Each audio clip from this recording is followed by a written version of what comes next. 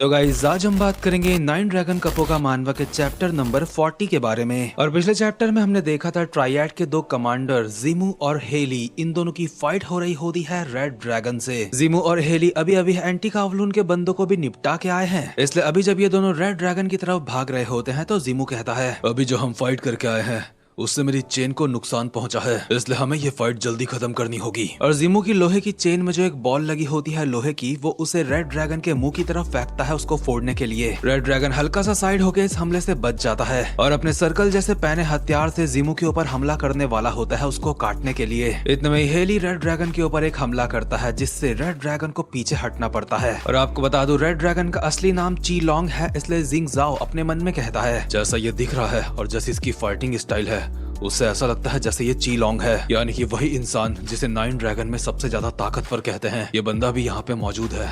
क्या इसका मतलब ये है कि रियुकाई को जो यहाँ पे हो रहा है इसके बारे में पहले से पता था? दूसरी तरफ जीमू और हेली साथ में दोबारा से अटैक कर रहे होते हैं रेड ड्रैगन के ऊपर। और जीमू को अपने जिस लोहे की बॉल में थोड़ा सा घमंड है उसको वो फेंकता है सीधा रेड ड्रैगन की तरफ उसको फोड़ने के लिए। लेकिन रेड ड्रैगन इतनी तेजी से आती इस चीज को अपने हाथ से पकड़ लेता है। ऑब्वियसली भाई को थोड़ा डैमेज तो पहुंचा होगा, लेकिन उसके बावजूद भी उसने इस बॉल को ऐसे पकड़ा है जैसे कोई नॉर्मल प्लास्टिक की बॉल होगी। इसलिए जीमू अपने मन में कहता है, इतने भारी वेट को वो सिर्फ अपने हाथ से कैच कर रहा है। मुझे लगता है इसे इस बात की परवाह नहीं कि इसकी हड्डियां चकनाचूर हो जाएं, और अगर ऐसी बात है तो लगता है इसको हराना आसान होने वाला है। लेकिन रेड ड्रैगन ने ना सिर्फ बॉल को रोका है बल्कि अब भी पकड़ रखा होता है अपनी ग्रिप की मदद से। इसलिए जीमू अपने मन में कहता है, लेकिन एक मिनट, आखिर इसकी ग्रिप स्ट्रेंथ इतनी ज्यादा खतरनाक कैसे? और जीमू भागता हुआ आता है रेड ड्रैगन के ऊपर हमला करने के लिए और रेड ड्रैगन इसके लिए तैयार होता है। रेड ड्रैगन जैसे ही जीमू के ऊपर हमला करने वाला होता है, इतने में ही हेली बीच में आके रेड ड्रैगन के ऊपर हमला कर देता है, जिस वजह से हेली और रेड ड्रैगन के हथियार आपस में टकरा जाते हैं। रेड ड्रैगन हेली के एक पंच मारता है जिसे हेली डॉज कर लेता है और अपने मन में कहता है, इसके लड़ने का तरीका सही नहीं, ये गलत और कमजोर है, लेकिन कुछ तो गड़बड़ है।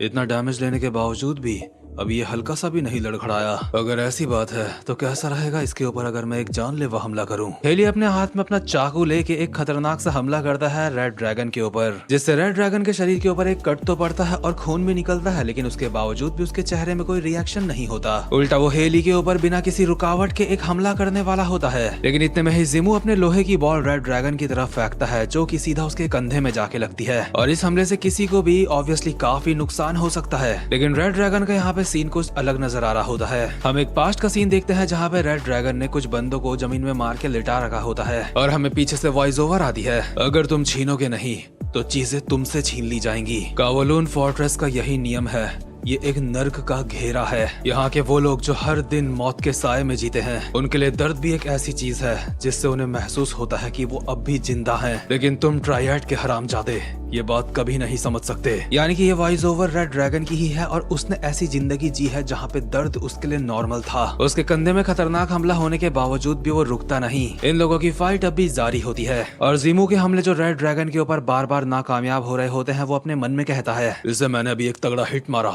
उसके बावजूद भी ये आगे बढ़ रहा है। मुझे पूरा यकीन है उस हमले से इसे काफी ज्यादा डैमेज मिला होगा। अब मुझे ये मत कहना कि इसे दर्द महसूस नहीं होता। इतने में ही जीमू के ऊपर एक हमला होता है जिससे वो पीछे की तरफ जाता है, लेकिन अचानक से अपनी चेन्स का जाल वापस से रेड ड्रैगन की तरफ फेंकता है। उसकी चेन्स रेड ड्रैगन के एक हाथ से जाके लिपट जाती हैं जो कि ग्रिल से चिपकी हुई होती हैं। और क्योंकि रेड ड्रैगन अभी अपना एक हाथ नहीं हिला सकता, इस चीज का फायदा उठाते हुए हेली उसकी तरफ आता है हमला करने के लिए, और हमें पीछे से रेड ड्रैगन की वॉइस ओवर आती है, उन्हें तुम्हारा मांस लेने दो और तुम उनकी हड्डियां ले लो। और रेड ड्रैगन का जो हाथ फ्री होता है वो उसे हेली के चाकू के सामने लेके आ जाता है, जो कि रेड ड्रैगन के हाथ को चीर के पार हो चुका होता है। लेकिन उसने हेली का वो हाथ पकड़ भी लिया है और दूसरे हाथ से चेन से छूटने के लिए जोर भी लगा रहा है, जिस वजह से जीमू की चेन में धीरे से क्रैक पड़ रहे हैं। इतने में ही रेड ड्रैगन हेली के बगल से आके अपने दांतों से उसका मांस का एक हिस्सा उड़ा देता है, जिससे हेली जैसे शांत बंदे की भी अभी हालत खराब हो चुकी होती है, और जीमू की चेन के क्रैक लगातार बढ़ रहे होते हैं। लेकिन हेली ने अपना काम कर लिया है,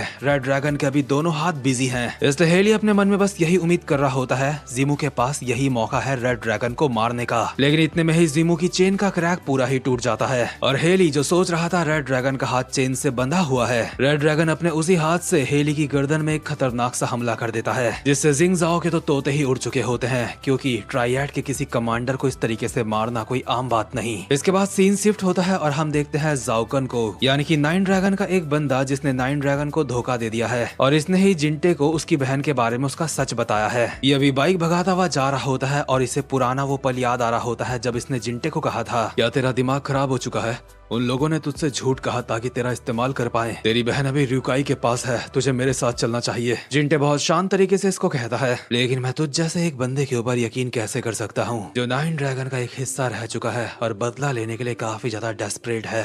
भले ही तू अभी सच भी बोल रहा होगा, लेकिन तुझे सिर्फ अपना बदला लेना है नाइन ड्रैगन से। तुझे मेरी बहन जीना की सुरक्षा की कोई परवाह नहीं। क्या हुआ, मैंने सही कहा ना? इसलिए तू अपनी लड़ाई लड़ और मैं अपनी लड़ाई लड़ूंगा। यानी कि जिंटा भी वहाँ पे जा रहा है जहाँ पे रेड ड्रैगन है, क्योंकि वहाँ पे जिंग जाओ भी है। और प्रेजेंट मोमेंट में जाओकन जो अपनी बाइक भगा रहा होता है अपने मन में कहता है, जिंटे जैसे एक खूनी को इतना ज्यादा वफादार नहीं होना चाहिए। भले ही वो इसकरा का एक हिस्सा है, लेकिन उसके बावजूद भी दुनिया में ऐसे बहुत कम लोग हैं जो चीलोंग के साथ फाइट कर सकते हैं अच्छे से, और वो उसी चीलोंग से वहाँ पे अकेले फाइट करने जा रहा है। लगता है ये पीले बालों वाला जल्दी ही भगवान को प्यारा होने वाला है। कितना बड़ा गधा है। इसके बाद सीन शिफ्ट होता है और हम देखते हैं चीलोंग को, यानी कि रेड ड्रैगन। इसने हेली को तो मार के जमीन में लेटा ही दिया होता है और जीमू अभी काफी बुरी तरीके से हाँफ रहा होता है। जीमू बहुत ज्यादा थक चुका होता है और अपने मन में कहता है, मैं अब ये वजन और ज्यादा नहीं उठा सकता। यहाँ तक कि अब मैं चेन्स भी ज्यादा देर तक नहीं पकड़ सकता, लेकिन मैं इसको जीतने नहीं दे सकता। मुझे ड्रैगन हेड के ऑर्डर्स फॉलो करने हैं। और जीमू दोबारा से पागलों की तरह अपनी चेन से हमला करता है रेड ड्रैगन के ऊपर। लेकिन जब ये दो मिलके भी रेड ड्रैगन का कुछ नहीं कर पा रहे थे, तो ये अकेला क्या ही कर लेगा। रेड ड्रैगन खतरनाक से रिफ्लेक्स दिखा के साइड वाली ग्रिल का सपोर्ट लेके अपने पैर से जीमू की गर्दन में खतरनाक सा हमला कर देता है, यानी कि जीमू का खेल भी खत्म। और इसके बाद अगला नंबर है जिंग जाओ का। और जिंग जाओ का एक नाम मी लिन भी है, इसलिए मरते मरते जीमू उसको कहता है, मी लिन जाओ ड्रैगन हेड की रक्षा करो। लेकिन इस बावले को क्या पता कि ड्रैगन हेड तो कब का निपट चुका है। लेकिन फिर भी जिंग जाओ यहाँ से भागने की कोशिश कर रहा होता है और रेड ड्रैगन जीमू की चेन से उसका पैर लपेट देता है और जिंग जाओ के पूरे शरीर को उससे उठा के फेंक देता है, जिससे वो जमीन में बस गिरने ही वाला होता है। और अगर वो जमीन में गिर गया तो इसका भी खेल खत्म। लेकिन ये लोहे की चेन दूसरी तरफ से एक ग्रिल में आके फंस चुकी होती है, जिससे जिंग जाओ नीचे गिरने से बच गया। जिंग जाओ काफी बुरी कंडीशन में होता है और अपने मन में कहता है, क्या मेरी मौत इसी तरीके से होनी है? लेकिन एक मिनट, मैं जिंदा हूँ। इसके बाद ऊपर की तरफ से रेड ड्रैगन उसके पास आता है और कहता है, तेरे इन महान गार्डियंस को निपटाने के बाद लगता है तू ही पुरानी ट्रायड से अब अकेला बचा है। रेड ड्रैगन बस जिंग जाओ को निपटाने ही वाला होता है। इतने में ही रेड ड्रैगन के पीछे से आवाज आती है, वहीं पे रुक जा, उसको मारने का प्लान थोड़ी देर के लिए रोक दे।